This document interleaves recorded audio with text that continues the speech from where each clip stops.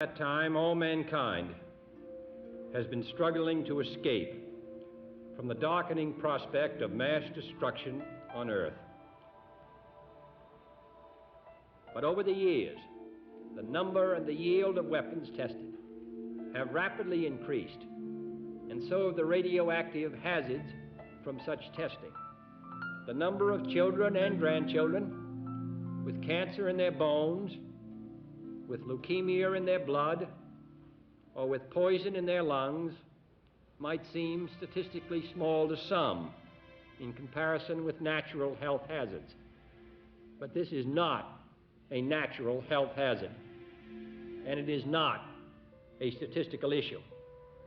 The loss of even one human life, or the malformation of even one baby, who may be born long after all of us have gone, should be of concern to us all.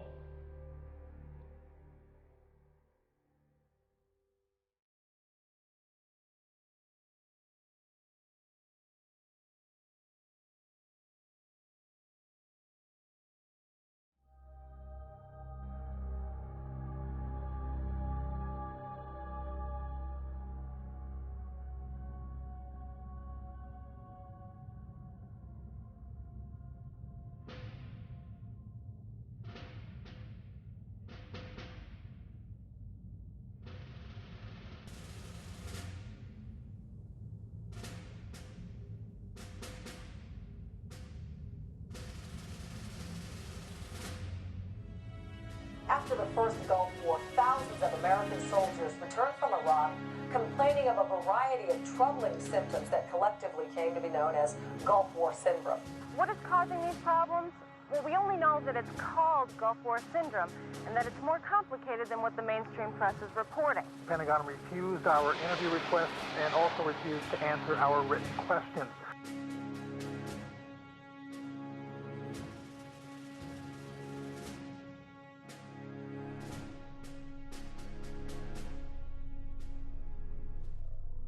Within a couple of days of getting there, everybody was sick. We had nausea, vomiting, diarrhea, sometimes all at the same time. Sometimes, some people threw up, some people had diarrhea. Everybody in this one, it was like 90% of my unit. Originally, my symptoms was respiratory distress, diarrhea, and unsteadiness. But as a female vet, I did not want to go to sick call and look weaker, which is a stigma in the military. I came down with severe body pains all throughout my body, and it was like a severe case of the flu. And I never had anything like that in my life.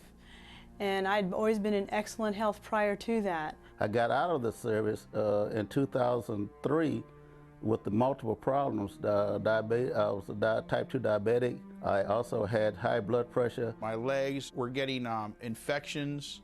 The skin on my feet and in my toes, they were cracking and bleeding. Basically, now I feel tired all the time and I don't sleep. My tongue and my gums split and they started bleeding real bad, but the sergeant that was next to me had no effects at all. And it was almost instantaneous. Fatigue, rashes, itching. I was really actually healthy before I went, and I just had a recent physical. I started having a lot of panic attacks. I lost a lot of weight, blood pressure. I got nervous when I got around people, got real shaky. I'm tired all the time. My joints hurt. I've had bowel problems, you name it, thyroid, on and off thyroid problems, memory problems. People were actually getting worse. I had to give some of my men time off and told them just go somewhere and get your act together. They were falling apart. I started to have all kinds of weird problems, and they can't seem to give me a direct answer on what my problem is. For more than a decade, the official position from the White House and from its so-called blue ribbon panels and from other congressional hearings was that Gulf War syndrome is nothing more than post-traumatic stress disorder, a form of depression. People, they believe, were just not happy being over there. They didn't like the fact they were in this battle to begin with, and hence it resulted in emotional conflict. So they came back and ended up with these wide range of symptoms. Well, we have some questions because now there are dozens of scientific studies that show that what they were exposed to in the Gulf theater is actually what is causing what is known as Gulf War syndrome.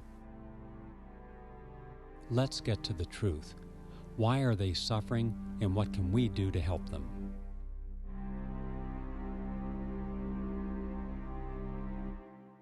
The Gulf War veterans were, without a doubt, exposed to biological and chemical weapons, radiation weapons, the vaccines. Our troops were exposed in no uncertain terms, have come back with the symptoms of those exposures, but yet have been denied treatment.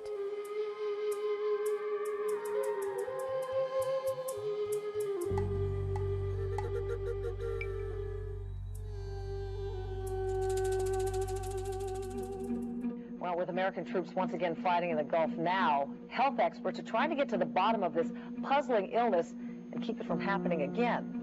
Whether or not you supported the First or Second Gulf Wars, that is not the issue. What is the issue is that very brave American soldiers went over there to do their duty and to fight. Over half have come back sick or are now sick, and the government is denying any responsibility to help them. The Pentagon says it simply isn't true, but the Pentagon refused our interview requests and also refused to answer our written questions. So all we can do is cite a statement from early this year that the Department of Defense physicians have found no clinical evidence for a unique illness. Who's involved in the cover-up?